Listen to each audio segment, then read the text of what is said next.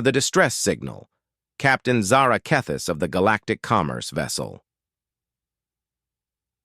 Prosperity Dawn had seen many strange things during her 15 cycles of deep space trading.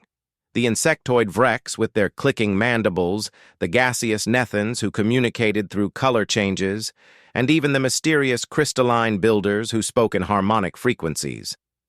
But nothing had prepared her for the emergency beacon now flashing on her communication array. The signal originated from the Forbidden Zone, a region of space that every civilized species avoided. According to galactic records, it contained only one inhabited system, home to a species so violent and unpredictable that the Galactic Council had declared it off-limits 300 cycles ago. The planet was designated as Class 12 Deathworld, and its inhabitants were classified as an extinct primitive species. "Captain," her communications officer Telvik called out, his 4 arms trembling as he worked the controls. "The signal is getting stronger. It's definitely coming from the Sol system." Zara's scaled skin rippled with unease. Every spacefaring species knew the stories. Sol 3, they called it in the old records. A world so hostile that it regularly experienced global catastrophes, massive storms that could destroy entire continents, temperature variations that would kill most galactic species in minutes, and gravitational forces that crushed normal beings. The planet was covered mostly in a corrosive liquid that the primitive inhabitants somehow used for sustenance. "What does the message say?" Zara asked, though part of her didn't want to know. Telvik's translation matrix worked frantically. "It's strange, Captain.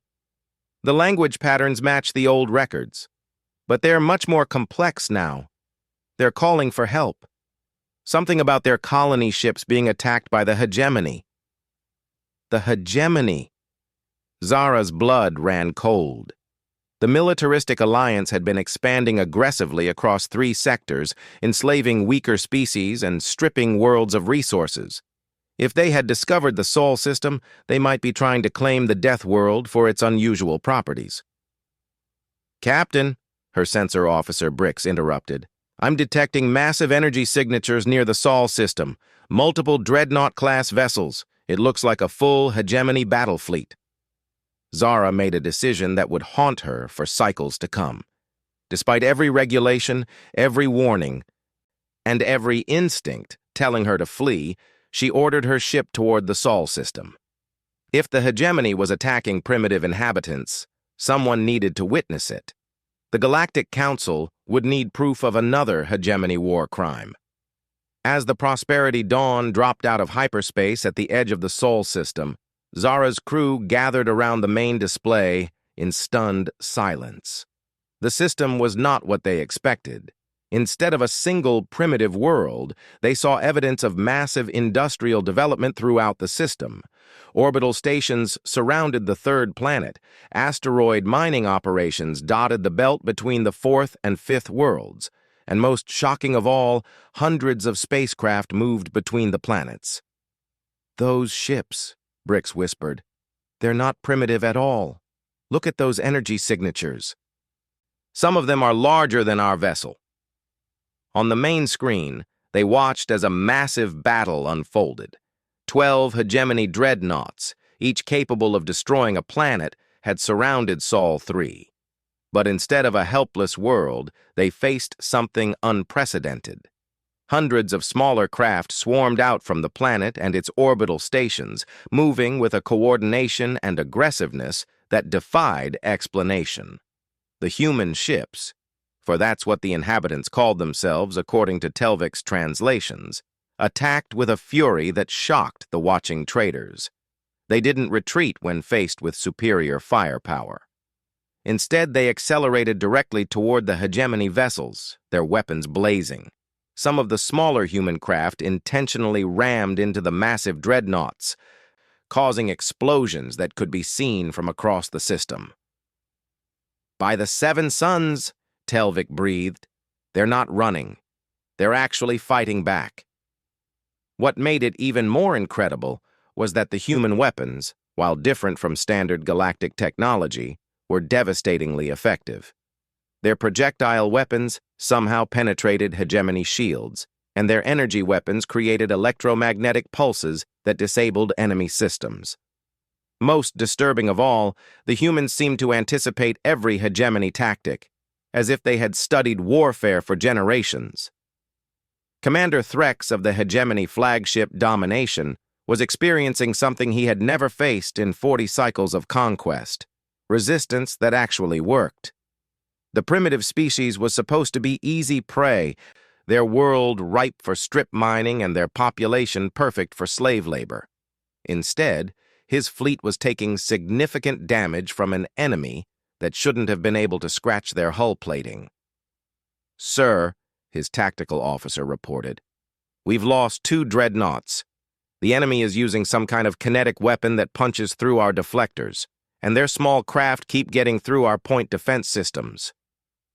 Threx watched the tactical display with growing alarm. The human ships moved like nothing he had ever seen. They didn't follow standard formation protocols or retreat when damaged.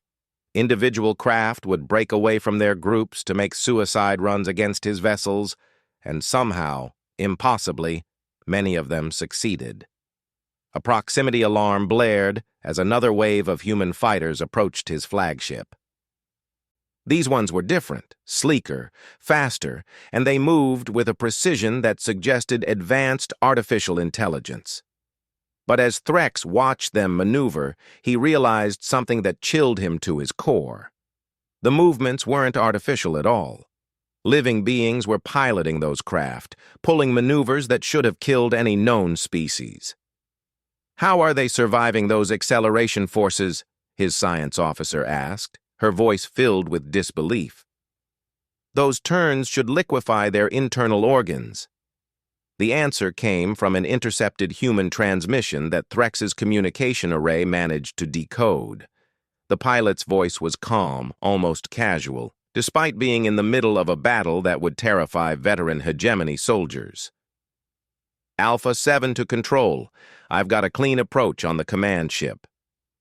Requesting permission to paint the target for the railgun satellites." "Permission granted, Alpha 7. Give them hell." Threx barely had time to process the implications before his ship's hull was struck by something moving at a significant percentage of light speed.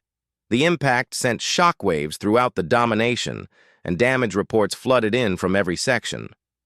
"Sir, they have orbital weapons platforms we never detected," his sensor operator reported. "Hundreds of them, disguised as space debris and inactive satellites. The entire system is one massive defensive grid." As if summoned by his words, space around the hegemony fleet suddenly blazed with energy beams, kinetic projectiles, and missile swarms. The humans had turned their entire solar system into a weapon, and now they were using it with devastating efficiency. But what truly shocked Threx was not the weapons or the tactics. It was the humans themselves. Through intercepted communications, he listened as they coordinated their attack with a level of determination that defied logic. They were losing ships and pilots, but instead of retreating or surrendering, they became more aggressive. Their emotional responses to loss weren't fear or despair. They were anger and determination. One intercepted transmission chilled him more than any weapon. "This is Admiral Chen to all vessels. They came to our home. They thought we were helpless. Show them what happens when you threaten Earth.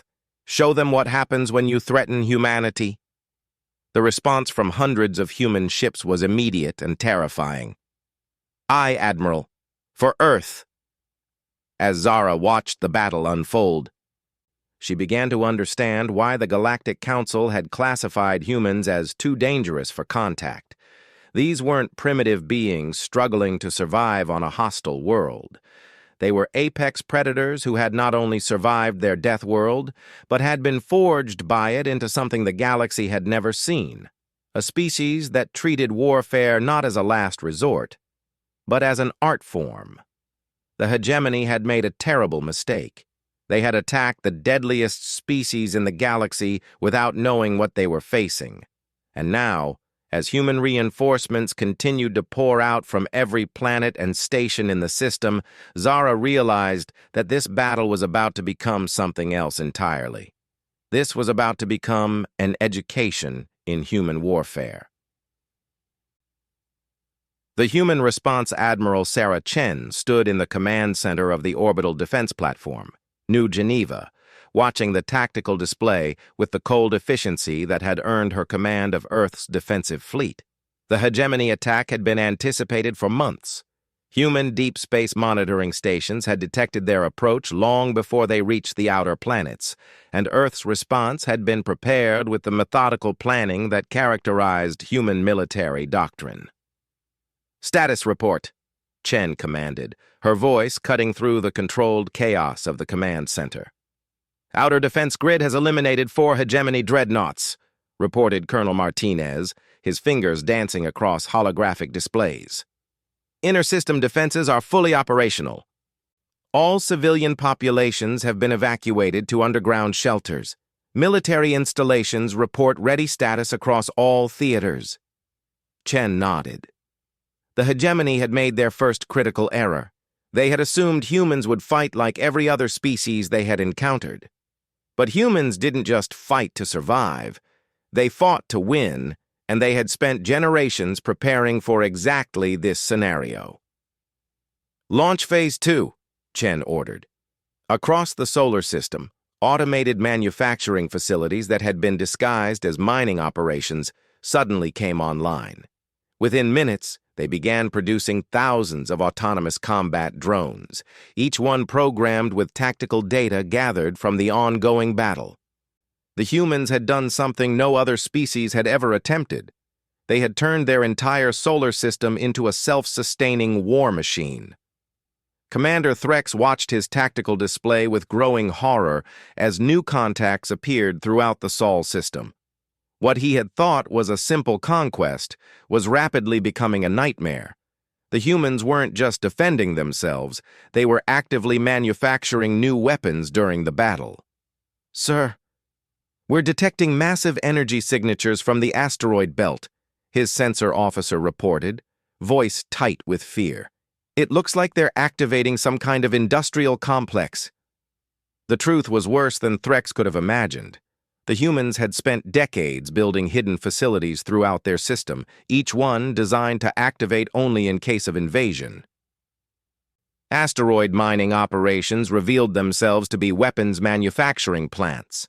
Scientific research stations deployed military-grade sensor arrays. Even the gas giant processing platforms launched swarms of combat drones. "How is this possible?" Threx demanded. "Our intelligence indicated they were barely spacefaring." His intelligence officer, a reptilian saurian named Kess, frantically checked her data. "Sir, our information is 300 cycles old. We never updated our assessments because they were classified as a dead-end species." 300 cycles. In that time, humans had gone from primitive tool users to a civilization that could turn an entire solar system into a defensive network. But that wasn't the most terrifying part. The most terrifying part was that they had done it while maintaining the appearance of a peaceful, developing species. Captain Zara watched from her position at the edge of the system as the human response escalated beyond anything she could have imagined.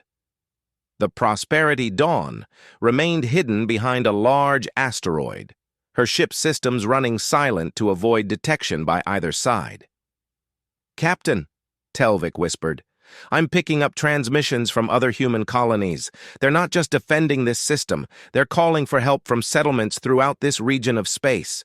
Zara felt her scales shift color with shock. "Other colonies? How many systems do they control?" "I'm detecting response signals from at least 30 star systems within 100 light years. Captain, they're not just in the Sol system anymore. They've been spreading across this entire sector." The implications hit Zara like a physical blow. For 300 cycles, while the Galactic Council believed humans were extinct or irrelevant, they had been quietly expanding across dozens of worlds. They had built an interstellar civilization right under the galaxy's nose, and no one had noticed. But the humans had noticed the galaxy. They had been watching, learning, and preparing. Admiral Chen received the first response from the outer colonies 18 minutes after sending the alert. Captain Rodriguez of the Proxima Defense Force reported that a full battle group was already en route. Commander Okafor from the Wolf system indicated that 2 carrier groups would arrive within 6 hours. From Barnard's star, Admiral Petrov confirmed that the entire Third Fleet was preparing for immediate departure. The humans had learned from history. They remembered what happened to species that faced galactic threats alone. So they had built something that had never existed before. A human empire designed specifically to defend against exactly this type of attack. "Sir," Colonel Martinez reported, "all outer colonies have confirmed receipt of the alert. Total response force will be approximately 800 vessels of various classes, with supporting logistics and medical ships." Chen allowed herself a small smile. The hegemony had expected to face a single primitive world. Instead, they were about to discover that they had declared war on an entire human interstellar state. "Signal all approaching fleets," Chen ordered. "Execute Omega Protocol." Omega Protocol was the culmination of human military planning. Every ship, every weapon, every tactic had been designed around a single principle. If anyone attacked humanity, the response would be so devastating that no one would ever try it again.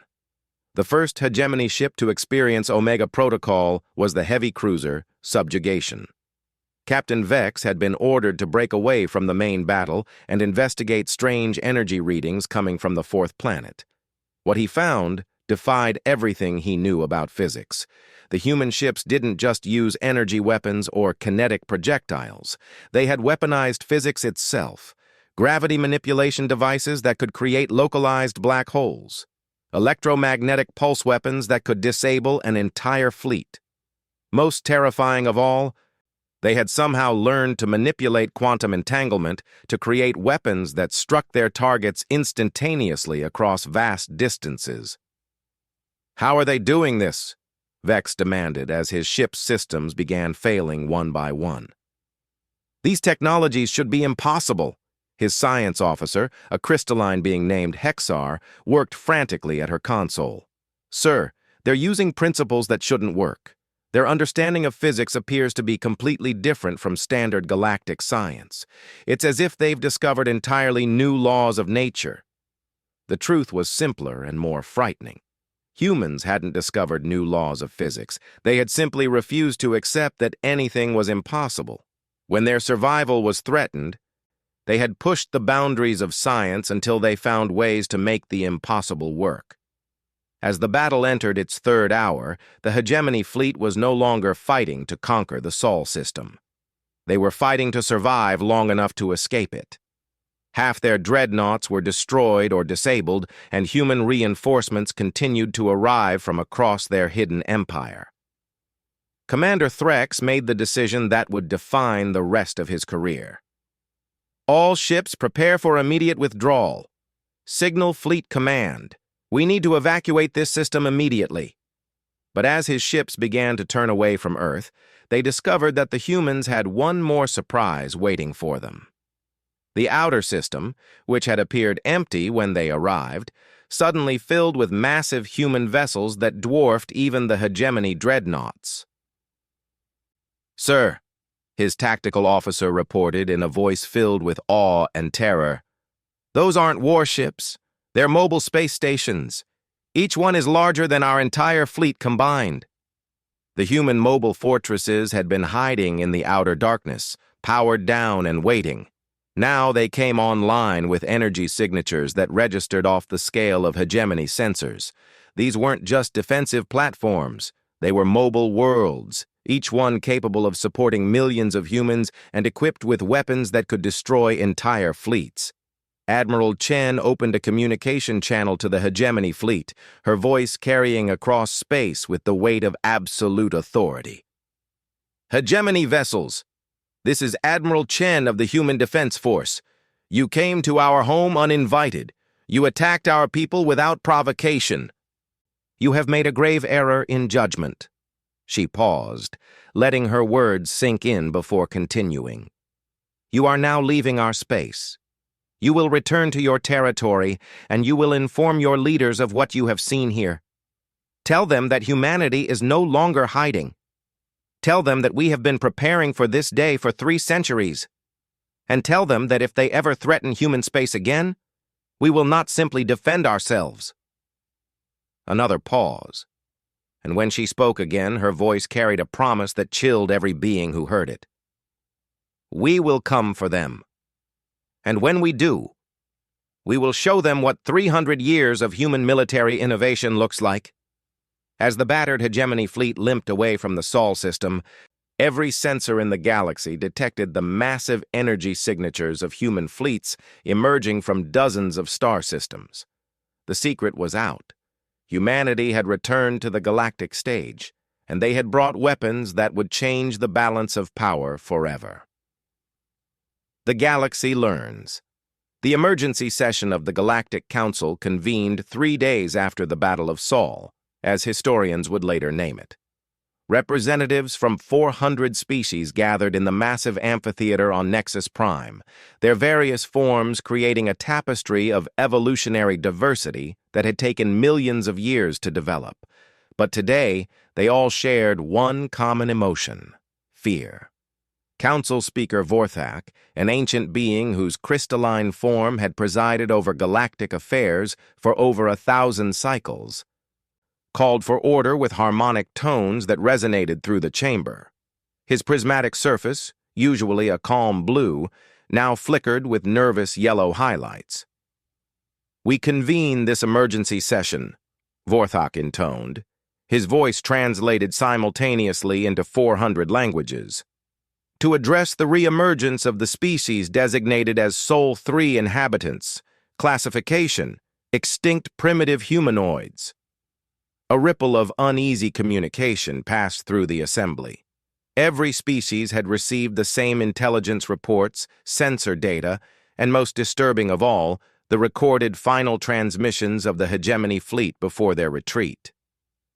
The records show, continued Vorthak, that this species, which we classified as extinct 300 cycles ago, has not only survived, but has expanded across 37 confirmed star systems and possesses military technology that exceeds our current understanding. Ambassador Krill of the Hegemony stood on his platform, his massive exoskeleton bearing the scars of countless battles. For the first time in his career, the proud warrior looked genuinely shaken. Honored Speaker, the Hegemony requests immediate reclassification of this species and the establishment of diplomatic protocols. A susurrus of surprise echoed through the chamber. The Hegemony, which had never requested anything except conquest rights, was asking for diplomacy. The humans, Krill continued, his mandibles clicking with agitation, demonstrated tactical capabilities that suggest they have been preparing for galactic-scale conflict for centuries. Their weapons technology utilizes physics applications we have never encountered. Their defensive capabilities turned an entire star system into a fortress. And most concerning of all, they displayed strategic coordination across multiple star systems in real time. Captain Zara had been granted special permission to address the Council as the only neutral witness to the battle.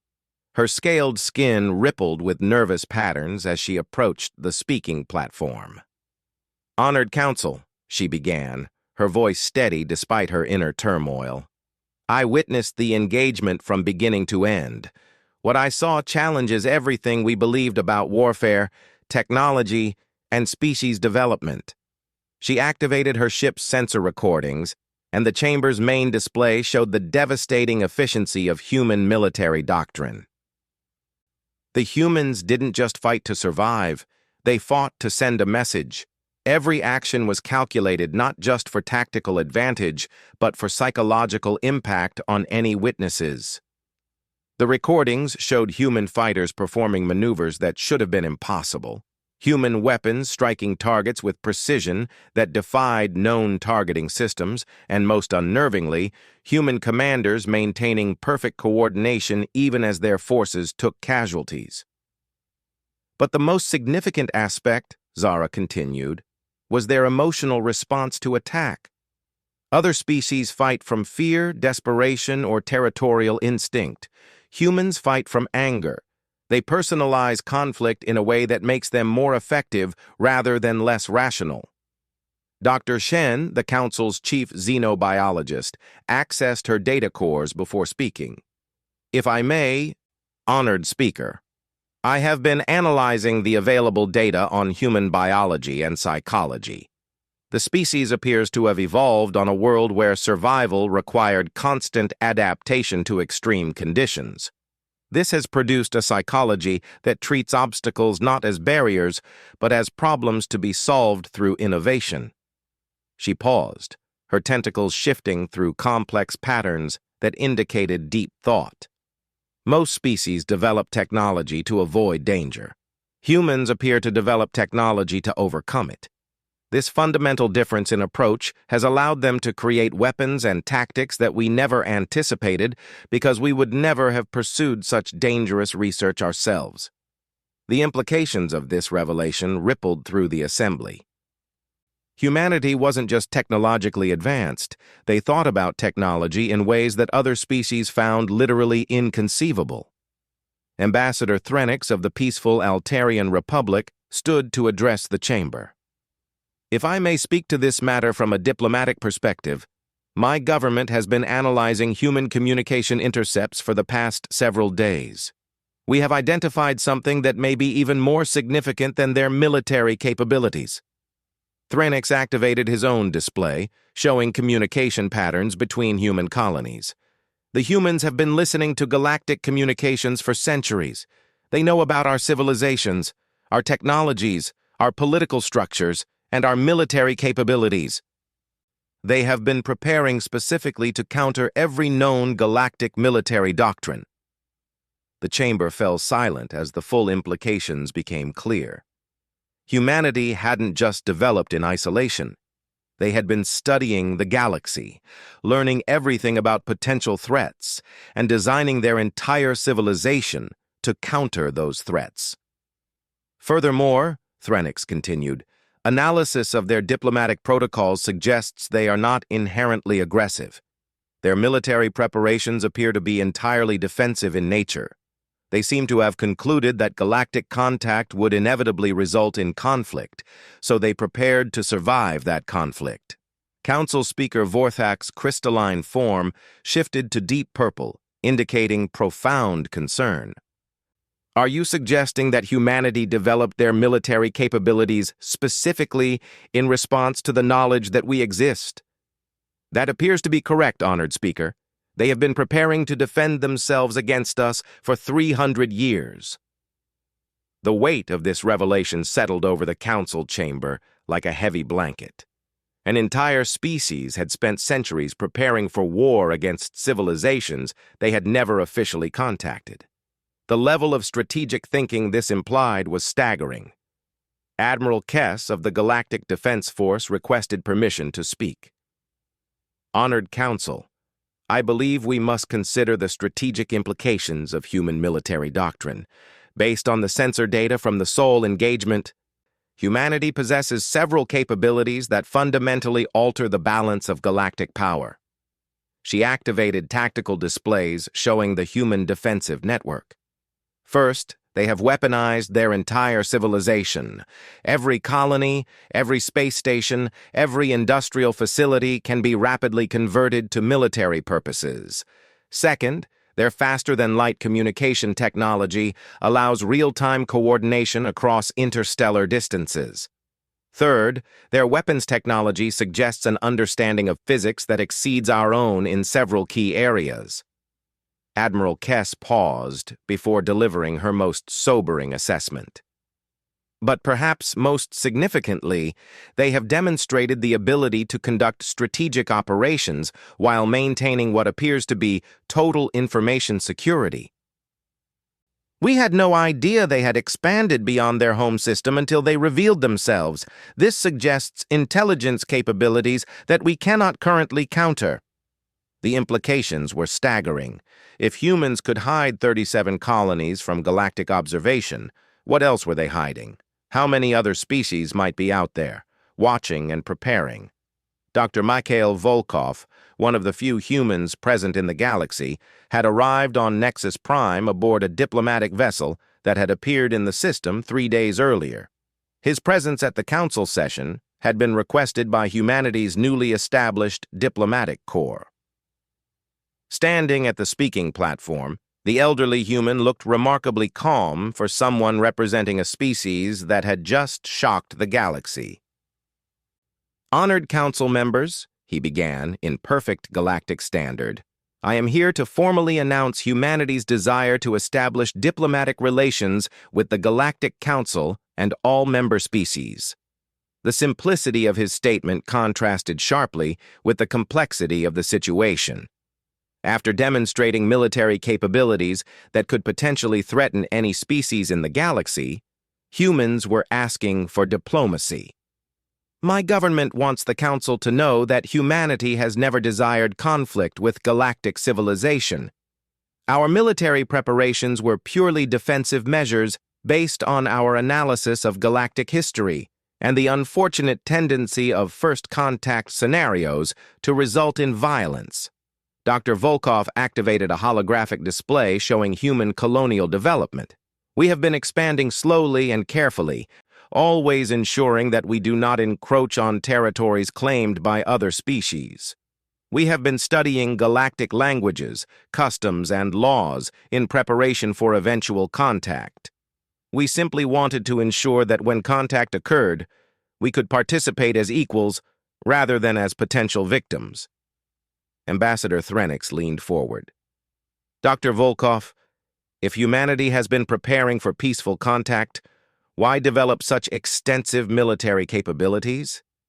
The human's smile was sad but understanding. "Ambassador, our studies of galactic history show that in the past 400 years, 43 species have made first contact with galactic civilization. Of those 43, 37 were either conquered, displaced, or rendered extinct within 50 years of contact.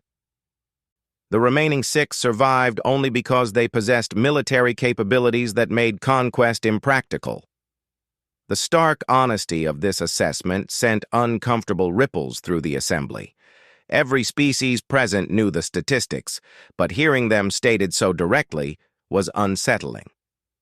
"We chose to ensure that humanity would survive contact," Dr. Volkov continued, "not because we expected war, but because we could not afford to be wrong about peace." Council Speaker Vorthak's form shifted through several color phases as he processed this information. "Dr. Volkov, what does humanity seek from galactic civilization? Knowledge, trade, cultural exchange, and mutual cooperation in scientific advancement. We believe that the galaxy benefits when all species can contribute their unique perspectives and capabilities. We simply want to ensure that humanity can make those contributions as a free and sovereign people." The council session continued for several more hours, but the fundamental question had been established. How would galactic civilization adapt to the presence of a species that had prepared for 3 centuries to fight the entire galaxy if necessary, but only wanted to live in peace?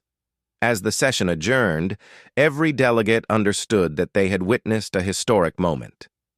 The galaxy's age of casual conquest and easy expansion was over. Humanity had proven that a sufficiently determined species could not only survive in a hostile galaxy, but could thrive in ways that changed the balance of power forever. The Galactic Council faced a choice that would define the next era of galactic history: learn to coexist with humanity's unique brand of defensive paranoia and innovative warfare, or risk discovering what 3 centuries of human military preparation looked like when it was no longer purely defensive. For the first time in galactic history, the Predators had discovered that their next target might be more dangerous than they were. And humanity was just getting started.